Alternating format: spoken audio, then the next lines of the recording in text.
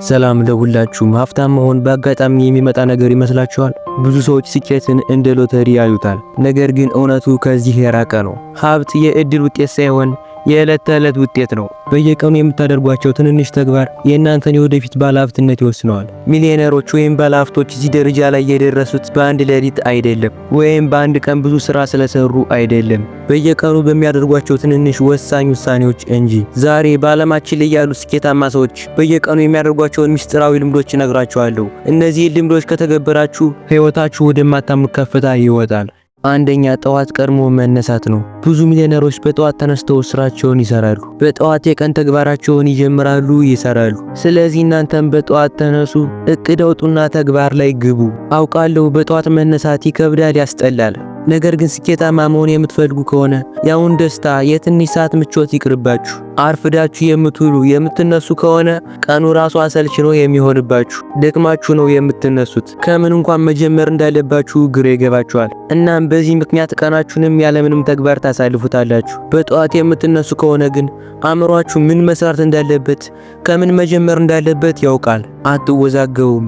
ይህ አንዱ የባለ ሀብቶች ተግባር ነው። ስለዚህ እናንተም ጨክኑና በጠዋት ተነሱ፣ እቅድ አውጡ፣ በየቀኑ ሳትሰለቹ ተግብሩት። ያኔ የሚገርም ለውጥ ታያላችሁ። ሁለተኛ፣ የማያቋርጥ ንባብ ወይም ዕውቀት ነው። ሀብታም ሰዎች ከመዝናናት ይልቅ ዕውቀትን ይመርጣሉ። ቲቪ ከማየት ይልቅ መጽሐፍ ያነባሉ። ምክንያቱም ዕውቀት ትልቁ ካፒታል እንደሆነ ያውቃሉ፣ ይገነዘባሉ። ይኸውላችሁ፣ ስታነቡ፣ ስለ አንድ ነገር ማወቅ ላይ ስታተኩሩ ምን ላይ ገንዘባችሁን ኢንቨስት ማድረግ እንዳለባችሁ ታውቃላችሁ፣ ትረዳላችሁ። ምን በማድረግ ቶሎ ስኬታማ መሆን እንደሚቻል፣ ምን አይነት ተግባር የእናንተን ህልም እንደሚያጨልምባችሁ፣ ብቻ ብዙ ነገሮችን ትረዳላችሁ፣ ታውቃላችሁ ስታነቡ፣ ስለ አንድ ነገር ዕውቀት ለማግኘት ስትጥሩ። ስለዚህ ከመዝናናት ከመደሰት ይልቅ ዕውቀትን ምረጡ። መዝናናትን ጥሉ ይቅርባችሁ እያልኩ ሳይሆን በአብዛኛው ጊዜያችሁ ዕውቀት ላይ አተኩሩ እያልኳችሁ ነው እንጂ መዝናናት አእምሯችሁ እንዲፍታታ ይረዳችኋል። መዝናናት ጥሩ ነው፣ ነገር ግን ስለ አንድ ነገር ማወቅ ይኖርባችኋል።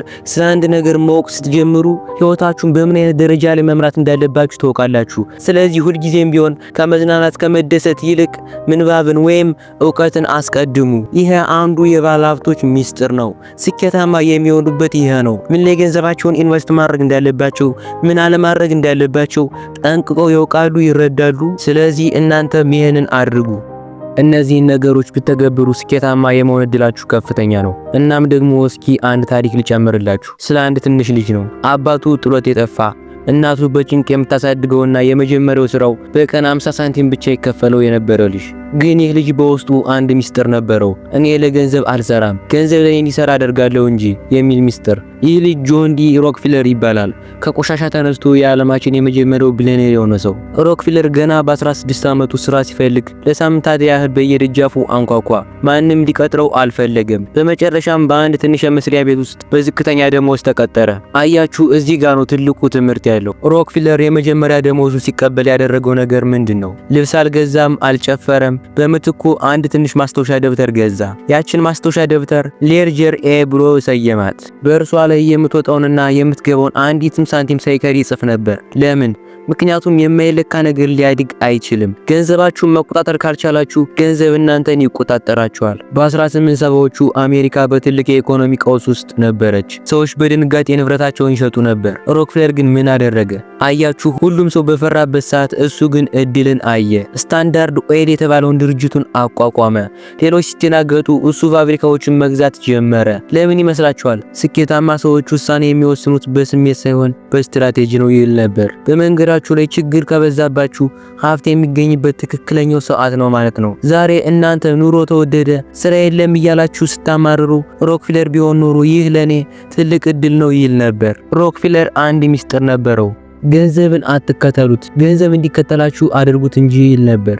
ሮክፊለር እንዴት ቢሊዮነር ሆነ? ሮክፊለር ቢሊዮነር ከሆነ በኋላ እንኳን ሳንቲሞችን ይቆጥር ነበር። ኢንቨስትመንት ያገኘውን ትርፍ ሁሉ መልሶ ስራ ላይ ያውለው ነበር። እና ደግሞ ልግስና። የሚገርመው ነገር ገና ድሃ እያለ ካገኛት 50 ሳንቲም ላይ 10% ለቤተክርስቲያናት እና ለድሆች ይሰጥ ነበር። አያችሁ፣ ገንዘብ እንደ ውሃ ነው፣ ካላፈሰሳችሁት ይቆማል። አሁን ታሪኩን ሰምታችኋል። ሮክፊለር የተለየ ደም አልነበረውም። የተለየ ባለሀብት የሆነ እናትና አባትም አልነበረውም። የነበረው ግን የማይሰበር ጽናት ነው። ዛሬ ድሃ ብትሆኑ ጥፋቱ የእናንተ ላይ ሆን ይችላል። ነገር ግን ከ10 ዓመት በኋላ ድሃ ሆናችሁ ብትቀጥሉ ጥፋቱ የራሳችሁ ነው። ዛሬ መወሰን አለባችሁ። እንደ ሮክፍለር እያንዳንዱን ሳንቲም መቆጣጠር ትጀምራላችሁ ወይስ እንደተለመደው በሰበብ ትኖራላችሁ? ተነሱ፣ ገንዘብን አክብሩ፣ እሱ ደግሞ እናንተን ያከብራችኋል። የዛሬው ቪዲዮ ህይወታችሁ እንዲቀይር ከፈለጋችሁ ዛሬውኑ የገቢ ወጪ ማስታወሻ መያዝ ጀምሩ። ይህ ቪዲዮ ከረዳችሁ ላይክ አድርጉት። ለተጨማሪ አነቃቂ ቪዲዮዎች ሰብስክራይብ ማድረጋችሁን እንዳትረሱ። በሚቀጥለው ቪዲዮ እስክንገናኝ በሀብትና በስኬት ኑሩ። አመሰግናለሁ።